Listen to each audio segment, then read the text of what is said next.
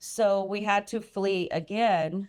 And I remember being on the bus that was going through the border, taking people to Turkey. And we had reached the border. And at that time, the Kurds were at war within the country and missiles were flying. So they pulled the bus over. We had to go into a bomb shelter in a hotel overnight because of the civil war that was going on.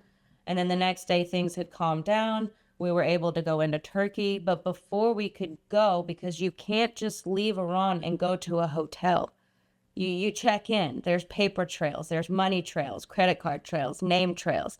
So when we fled, we had to make sure everything was cash.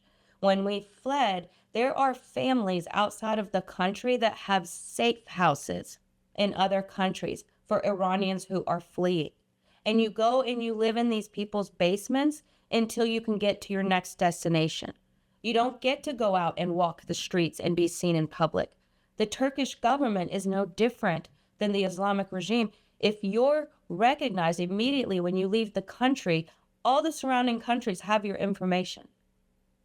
The Islamic regime is in cahoots with everybody. You are at risk anywhere you go, so you have to stay under the radar.